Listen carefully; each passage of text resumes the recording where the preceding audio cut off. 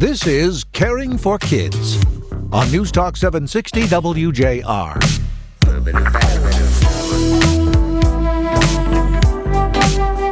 Presented by the Children's Foundation. And here's your host, President and CEO of the Children's Foundation, Larry Burns.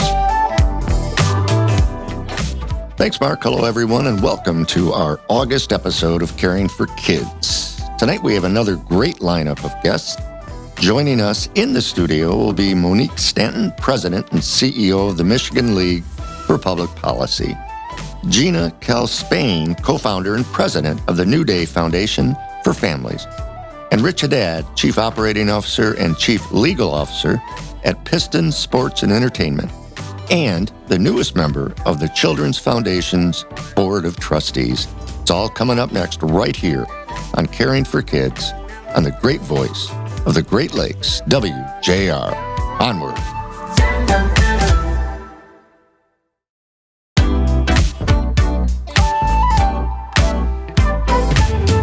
It's Caring for Kids with Larry Burns. Welcome back, everybody. Larry Burns here, August edition, Caring for Kids, as we get into the end of summer. With me in the studio is Monique Stanton. Monique is President and CEO of the Michigan League for Public Policy. Monique, welcome. Good to see you. Great. Thanks for having me today. My pleasure. Welcome back to Caring for Kids, because you've been on in the past. Tell our listeners a bit about the Michigan League for Public Policy. I know you have many different focus areas, so let's talk about a few that are most relevant today. Sure, absolutely. So the Michigan League for Public Policy has been around since 1912. That means we're celebrating our 110-year anniversary this year. And our mission really focuses on addressing economic, racial, health, wellness disparities among Michigan's children, individuals, and families. And so we're really dedicated to helping make Michigan a better place for all people within our state, especially vulnerable populations. Being the Children's Foundation, I know you're probably most interested in children's issues, and one of the big things that we do every year, and it just came out this past month, is Kids Count, and it's a national effort to help measure the health and well-being of children across the state. Now that we've been on this journey for the last 6 years, as you know, we have 160 grantees now, and you've been aware of us for a long time. Mm-hmm. The more we do, the longer we do it, data is becoming more important to us. And we want to express to our donors, to our partners, and to our board that the data is letting us know we're making a difference or where we need to pivot. So tell us more about the data you're referring to. Absolutely. So what Kids Count does is actually measure 4 core areas. So economic security, education, health, safety, family, and community. And so we look at these core domains through 90 plus indicators. We do this for the state, we do this for individual counties, and then we also break down the data for City of Detroit, Flint, and new this year, the City of Grand Rapids. And so you can look at both local data as well as statewide data. And some key benchmarks I think that are really important to recognize is that Michigan was ranked 32 in the nation for overall child well-being. So that's really it's not where we want to be. It's not where we want to be. If we're talking about it being a top 10 state for people, we need these rankings to be higher. We ranked 29th in economic well-being and family and community context. So again, not that great. The state's lowest national rank was in education, which is really concerning for the league, as well as I think you and so many community partners. And we were 40th. You know, there's 40, wow, which is not great. No. The place that we excelled at was actually health, and this specifically, you know, we do an excellent job in Michigan of ensuring that children are covered by health insurance. And so that's one of the things that is a shining light for Michigan. We know that kids, when they have access to health insurance, they're more likely to be up to date with their vaccinations and have a primary care doctor, a pediatrician, and those are so important. So that data, is that available to people or? Absolutely. So you go to the Michigan League for Public Policy website, www.mlpp.org. Okay, we'll post that. Yep. So you've got that on site, and then you can look at your own community to get a better sense of what's going on. Yeah, great. We're talking with Monique Stanton, who is the president and CEO of the Michigan League for Public Policy. So that data I wanted to make sure we covered. So thank you. You did a very nice job explaining that. So we recently met, and we hadn't met because of COVID, but tell our listeners what some of the biggest challenges that you and your colleagues are facing in this crazy world we're now living in. Right. So very concerning as we're emerging from the COVID pandemic. The COVID pandemic shed a light on some very core issues that families and children have been struggling with for many years, but because of the change in the workforce, people being at home, a light was really shown on them. Number one being childcare. Families are still really struggling to maintain high quality, accessible childcare. It's very costly for families. And on the flip side of the issue of childcare is that the people that are providing this very important work are paid pretty poorly. So there's this tension in between how do we make it more accessible while also lifting up the wages of people that are providing this vital work. Education, as parents were at home with their kids, we saw significant issues with education. And then health, specifically mental health, both for adults and children, continues to be a concern. So going back to some of our kids count data, what we found is that there are 22,000 more kids in Michigan that are struggling with anxiety and depression. So we need to do more as a state to make sure that we're reaching out to both kids and families so that they're getting, one, prevention services, and then two, if they need mental health care or other types of behavioral health care, they're being linked up to supportive services. To that care, right, exactly. So as you know, at the Children's Foundation, we reach out to organizations like yours, and we don't say, well, here's our guidelines. I hope, you fit into that. We say, what do you need? What's going on? And how can we help? So if I were to ask you that question in your professional and what you view what's going on in Michigan right now, what can the Children's Foundation continue to do to really have an impact? And we're not talking about solving all the problems. We're not talking about helping everyone. We're just trying to help as many as we can. So any advice?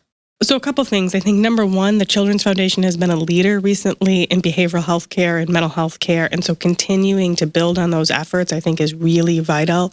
It's really important that we continue to reduce the stigma that's associated with accessing mental health, substance use disorder, and other behavioral health care services for kids and families. And so I think building on some of that success, looking at public policy. So how can we create systemic change so we're not, in the human services world, continually facing the same issue year after year? And so I think addressing some of that systemic issues are really essential. And as I think we hired Todd Krieger. He's great. He is great. And we want to get more active in the advocacy role, working with folks like you in Lansing or wherever we need to work, and become more of a voice for children. And now we're a voice for families. Because I often say to people when they say, well, you're the Children's Foundation, why families? Well, what does a disruptive family produce? It probably produces kids who have issues more than normal. Right, absolutely. A big part of how the league approaches work with kids is a 2-generational approach. And so we want to make sure that in order to help kids, we're helping that whole family unit. So whether it's something like the Earned Income Tax Credit, making sure that we're getting money into the hands of working families, the child tax credit, there's a national tax credit that was enacted and expanded under COVID and then reduced. Some of those policies create economic security for children by helping the families, and that is absolutely so essential. Yeah, so we're expanded that, and we also expanded into youth development using sports, music, art as a way to engage with kids and then really mentor them on life skills and things of that nature. So before we let you go, is there anything else you want our listeners to know about the League?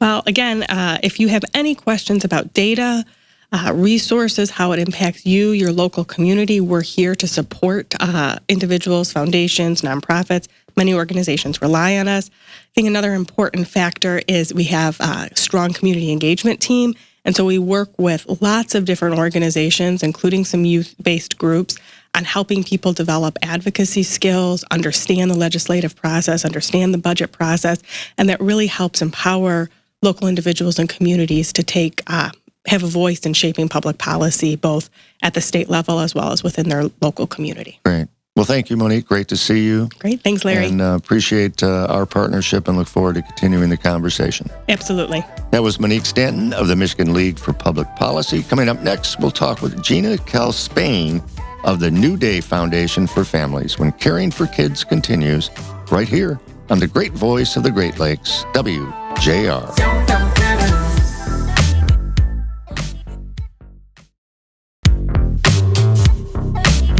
Welcome back to Caring for Kids on WJR, presented by the Children's Foundation. Welcome back, everybody. Larry Burns here, August edition of Caring for Kids right on WJR. In the studio now with me is Gina, Kell, Spehn. Gina is the co-founder and president of the New Day Foundation for Families. Gina, welcome. Thank you, Larry. It's a pleasure to be here. Great to see you again in person. As co-founder and president of New Day Foundation for Families, tell our listeners a little bit about your journey, how you created this, some of the things that you're most proud of since 2007. I know there are many, so let's hear about some. Well, sure. We've been around for 15 years, so we're absolutely going to have a few of those moments. But to give you a little bit of the background, my husband, Michael, and I each lost our first spouses to cancer. Mm-hmm. So a common story among many people who often start a nonprofit organization, right? There's some tragedy involved. And through our experience, everything that we went through as individual cancer stories, first of all, we came together, blended two families, right. Started a Brady Bunch thing here in Rochester. And through all that, we decided we wanted to do something to give back to our community. We both felt very strongly about what we had experienced, and we both felt strongly that there was a gap in this space and that we wanted to fill that gap. So we started New Day Foundation for Families, and our goal was really to improve treatment outcomes for families, improve their quality of life, and provide for them the things that the medical doctors don't. So we wanted to step in and provide them with the financial assistance, the emotional resources that they needed to get through cancer. Wonderful. We're going to talk a little bit more about that a little later, but how about recently through the pandemic? What obstacles did you have to get over or challenges that you dealt with? The pandemic really shed a light on what we do at New Day. The healthcare crisis followed by the economic crisis is sort of our lane. That's what we've been doing for years. So all of a sudden, here comes this worldwide pandemic, and everyone sees for the first time what it might feel like to go through a cancer diagnosis, lose your job or lose a portion of your income, and have to struggle financially in the midst of it. So it really helped us to tell our story a little bit.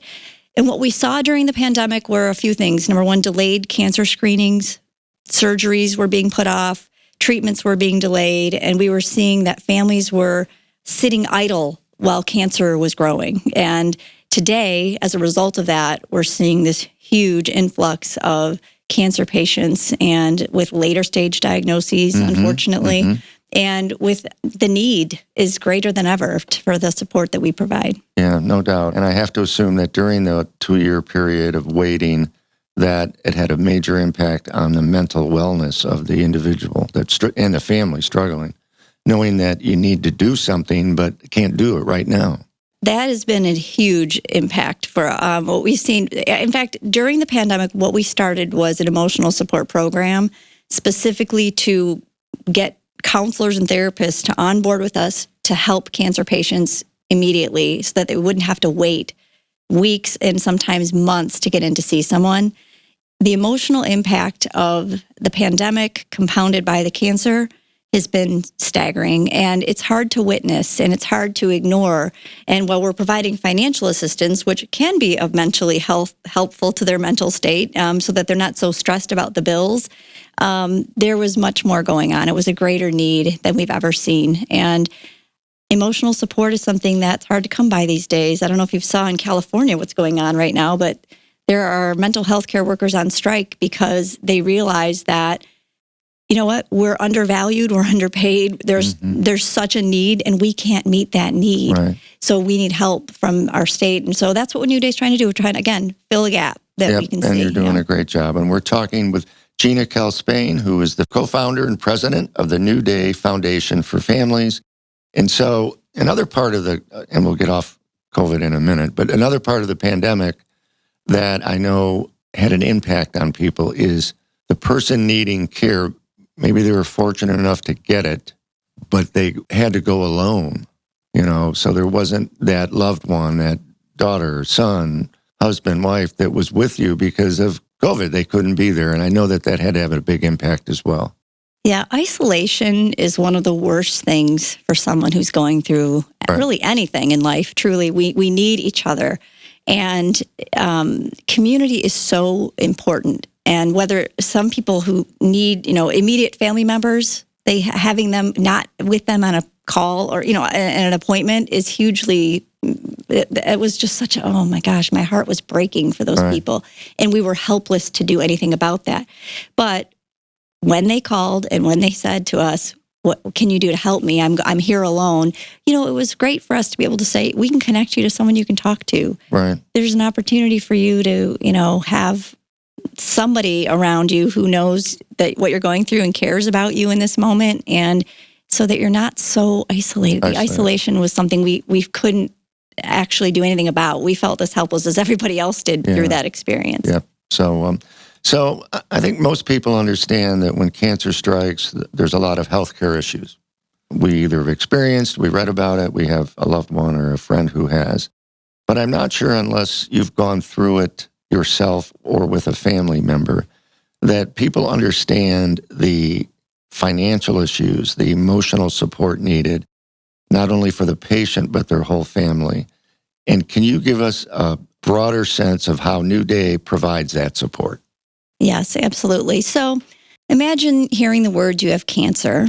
I've had those words. You've heard those words. I've heard those more than once. Twice. Yes, and by the grace of God, here we are, and so grateful for that. You. When you hear those words for the first time, so many things run through your mind. Primarily, how am I going to beat this? How am I going to get through this? But oftentimes, people immediately jump to, how am I going to afford this? How can I afford to live? It's the single mom, for example. Like, this is, to me, one of the most heart-wrenching parts of my job ever, is to see 40% of who we help are single parents. Mm-hmm. So these are people who either have a child with cancer or they themselves are going through treatment and simply cannot afford this disease. So for them to be able to have a place to pick up a phone and call and say, can you help? And somebody says, yes, we've got you. We can help you pay your bills just for the next couple of months. If you need somebody to talk to, we can provide that for you. By the way, if you need somebody just to get to the store for you because you're trying to recover from surgery, we have somebody who can help you. We have 150 volunteers across the state of Michigan that can help you grocery shop and bring those things to your doorstep. So that is, in a nutshell, what we do. It's so important to these families, and I'm so grateful, like I said, that we get to do it. Well, we're so grateful that you had the vision and your husband had the vision and the resilience to keep going. It's not easy. 2007. So congratulations. So where do you see New Day Foundation for families, let's say, in 3 or 5 years? I love that question because I don't know what I'm going to be doing tomorrow morning. But when somebody asks me that, truly, I dream big for New Day. You just said we've been here since 2007. It didn't start off like a big deal. It started off at the kitchen counter, Larry, and we were just doing what we could to help. And then eventually we connected to hospitals, and those hospitals became our partners, and they were the ones making the referrals to us. And then the donor community stepped up, and it wasn't just individuals and our friends and family. Now it was businesses and corporations and granting organizations. And now we're at a point where the future for this organization relies on a couple of things. Number one, that we lay the financial future for the organization, that we secure it, that we endow it, and also that we have the right programs, protocols in place to continue to serve at the level that we do. So how do you scale it up, right, while having the same kind of impact? So those are our goals and thoughts for the future. We're in the middle of right now a strategic planning process. It's grueling and it's invigorating because it requires you to really dig deep and think about where you want to be in those next few years ahead. And so, yeah, we're dreaming big. We want to do radical good for the cancer community and keep doing radical good for the cancer community. Well, the fact that you're doing it and you're thinking about it and you have a strategic planning process is a major, major start. So I commend you for that, having the vision to say, we've made it so far, we're doing great work, and I want to make sure this goes on beyond Gina and beyond whoever else is involved now. So commend you for that. Thank you. And if I can help at all with any of that, let me know. Well, you know I'm going to be calling on you, I know, right? I know that. That's a given. That's a good thing. It is a good thing. How can people help you? Well, I'll tell you, we're looking for partners in the community. So your listening audience is unique, and I think you have a lot of business leaders. We do. And I think that for those people to hear what we're talking about and say, you know what, my employees, they're cancer patients. By the way, their employees are the ones who are coming to us saying, you know, I'm on disability right now. I've had to take short-term leave.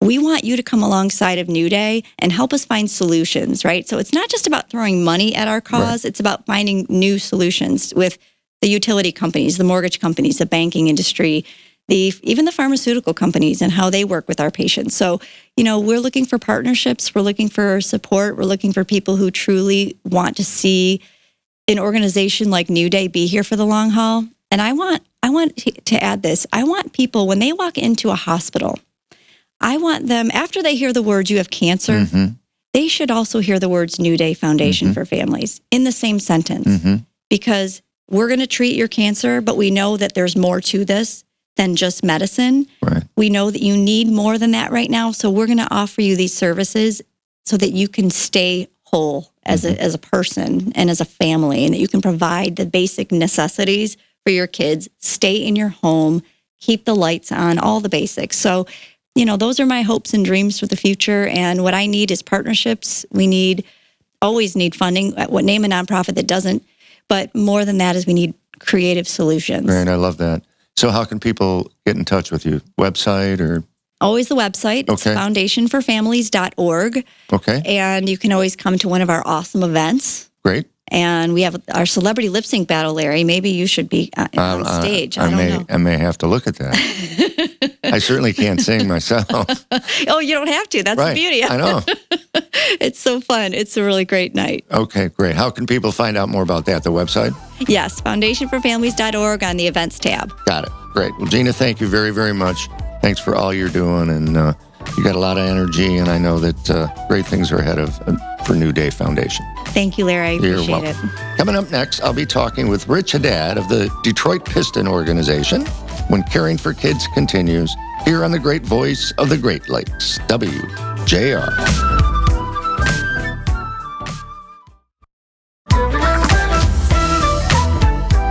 Welcome back to Caring for Kids on WJR. Presented by the Children's Foundation. Once again, here's Larry Burns. Well, welcome back, everybody. Larry Burns here. It's been a great show so far. And with me in studio is Rich Haddad. Rich is the Chief Operating Officer, Chief Legal Officer at the Pistons Sports and Entertainment. And as I mentioned earlier, our newest Children's Foundation board member. So, Rich, welcome. Thank you, Larry. Good morning, and thank you for having me. Well, it's great to see you, and it's really great to have you on our board. You've been very involved with Leaders for Kids over the years, still are involved with that, now involved with the Children's Foundation, so thank you very much. And so one of the things that I wanted to ask is, you've seen Leaders for Kids, you've seen, I've been around for 6 years now, and what excites you about being part of the Children's Foundation board? Yeah, when I first got involved with Leaders for Kids several years ago, I was struck by the group's ability to bring people together for a good cause and their ability to support the Children's Foundation through events and really through entertainment and improving the lives of other people.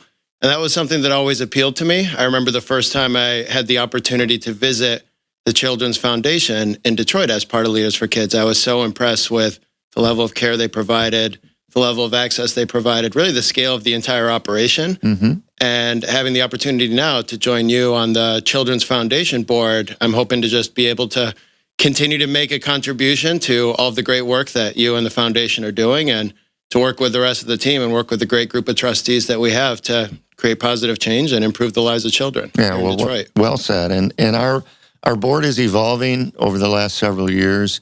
One of my goals set out sort of by Peter Giannopoulos, he was on the search committee that recruited me, was to strengthen that relationship with Leaders for Kids, and then eventually to bring sort of Leaders for Kids board members onto the Children's Foundation board. And we started that I think with Peter, of course, and then Lauren James, and now you, and so we have a nice path to do that, and it involves Children's Hospital, as you mentioned, but it also involves, we have 160 other partners now that we didn't have when we started. So we're delighted to have you. So let's talk a little bit about your role with the Pistons. I know our listeners are very interested to know what a chief operating officer of an NBA franchise does on an ongoing basis. Sort of, in other words, what are some of the more interesting things that you work on throughout the year?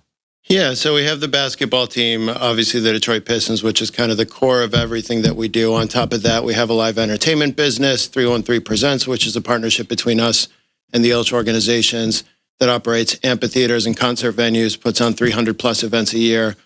We have the Motor City Cruise, which is our new NBA G League team, which we just brought here to Detroit last year. Made the playoffs in our first year, had a very successful first year, and we're excited to build on that. Yep. We have an esports team in Pistons GT.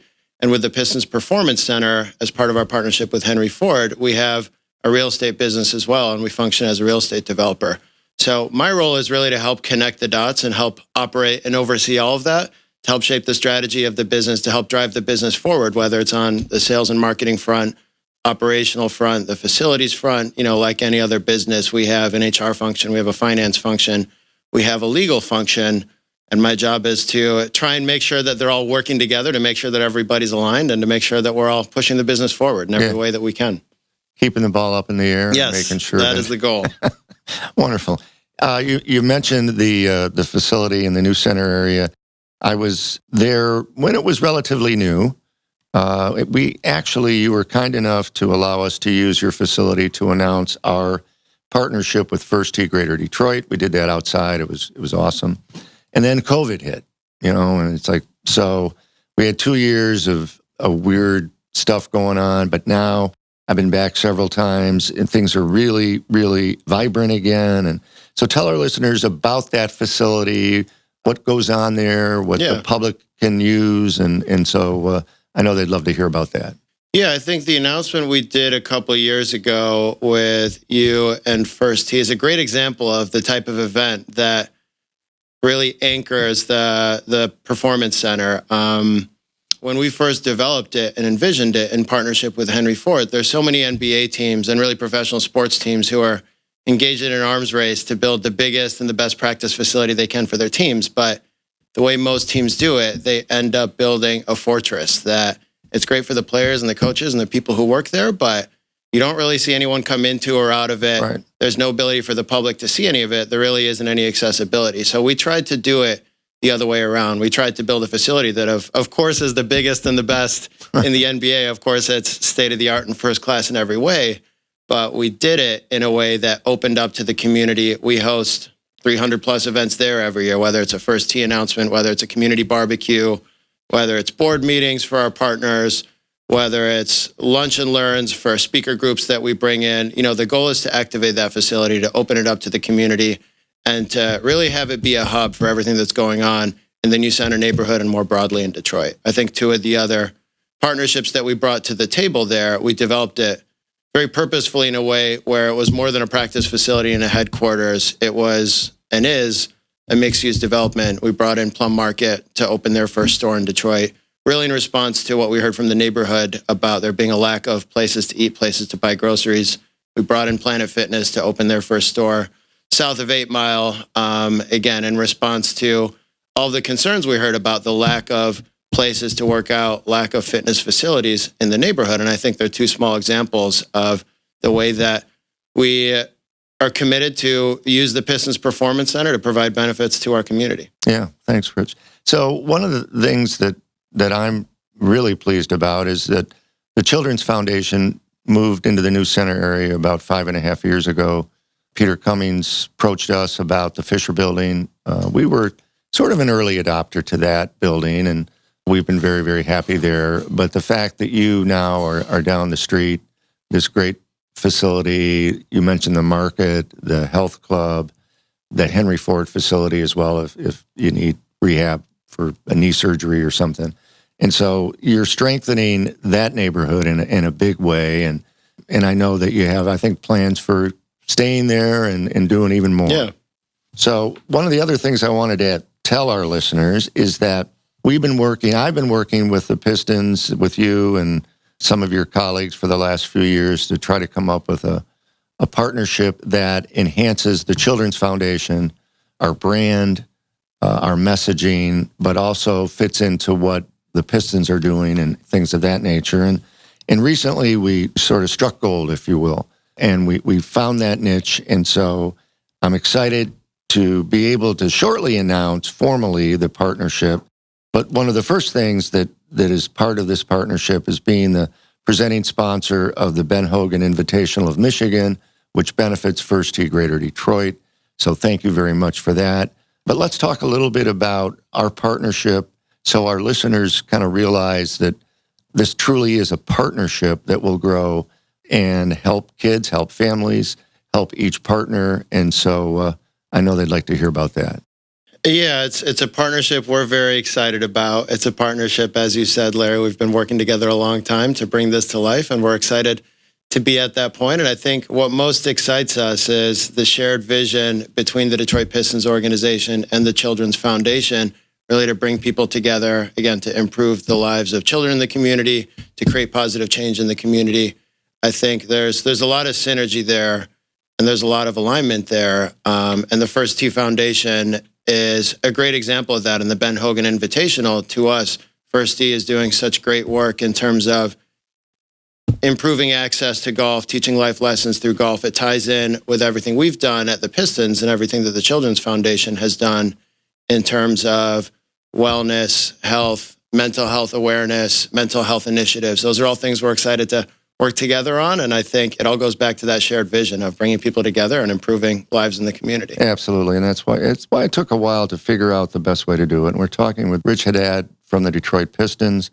So to break down the partnership a little bit, part of it is supporting your ongoing sort of kids initiatives. Mm-hmm. I was recently at the facility. The gym was full of little kids just having a great time. And, the gentleman who runs it was awesome as a coach, as a mentor.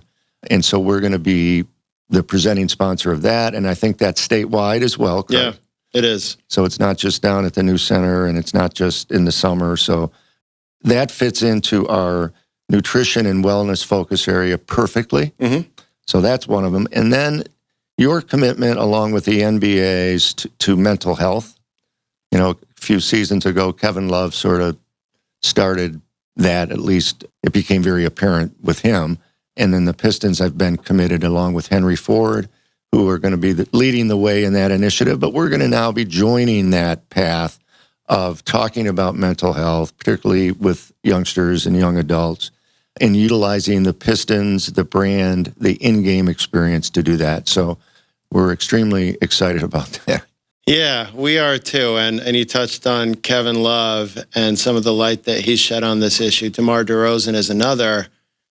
It's been great to see the improved level of awareness around this issue. It's such a critical issue, really for everybody, but specifically for our children and our youth here in the community. It's something that's been a fundamental issue and an area of focus for us at the Pistons in partnership with Henry Ford, in partnership now with the Children's Foundation. And it's something we're excited to work with you on to continue to try to make a difference. So there's another element of this partnership that includes the facility. Mm-hmm. So we've been visiting. There's a couple spaces that we're going to utilize throughout the year to bring in some kids from First Tee, maybe Boys and Girls Club, some of our other partners, and experience the building in itself for a youngster is pretty cool, just to see the practice facility and things of that nature. But also to do some esports, to do some things that we're doing with the Boys and Girls Club and also with the Red Wings in partnership with them. So that's what I said earlier. It was sort of, we struck gold. It was mental health. It was nutrition and wellness. It's esports all in one partnership. So we're super excited about it. We are too. We can't wait. And so without your help, I know it wouldn't have happened. So, and I have to, I wouldn't be doing my job if I didn't ask you about the upcoming season. We've had some great changes, if you will, and some new folks coming. So what's your thought about the upcoming season? Yeah, well, we're as excited and optimistic about the upcoming season as we are about our partnership with the Children's Foundation and work with the First Tee and everything else we've talked about. I think in Cade Cunningham, we kind of put our first piece in place to kind of build a foundation on which we're ultimately going to succeed. And we added a couple more great draft picks this last summer in Jaden Ivey and Jalen Durant. We're thrilled to have them on top of Sadiq Bey and Isaiah Stewart and Killian Hayes. We've really built this core of young and talented players that we're excited to watch them develop together and grow together and ultimately bring Detroit its next championship. Yeah, no doubt. So we're going to be there along the way with you. So thanks, Rich, for all you do for the Children's Foundation, for First Tee, and most importantly, for the community in general. So appreciate it very much. Thank you. Thanks for having me. You're welcome.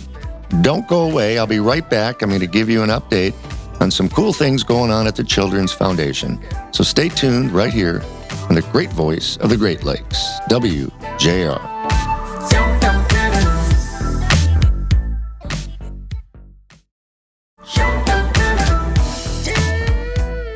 Welcome back, everybody. Larry Burns here. Had a great August show, as usual, thanks to our guests. August is National Golf Month, if you didn't know, so I thought we'd provide some highlights from our affiliate, First Tee Greater Detroit. The Ben Hogan Championship of Michigan was held at the Country Club of Detroit on August 22nd. That was our second annual. It was a great day, raised a lot of money. Thank you to the Detroit Pistons for being our presenting sponsor and to all other generous supporters. So thank you all very much, particularly the Pistons. First Tee Greater Detroit will also be holding a 100-hole golf marathon. 100 holes of golf in one day. September 27th, Chandler Park Golf Course on the east side of Detroit. Join us. August also kicked off enrollment for fall First Tee programming. Visit www.firstteegreaterdetroit.org for more information. Coming up on August 31st will be the 16th annual Racing for Kids to the Hill. The Children's Foundation is proud to be this year's presenting sponsor. It's a great event. It's in Grosse Pointe Farms. Visit www.racingforkids.org for more information. We're very busy, and we hope you stay tuned with us. Join us next month for another Caring for Kids. Onward. Caring for Kids with Larry Burns on WJR has been presented by the Children's Foundation.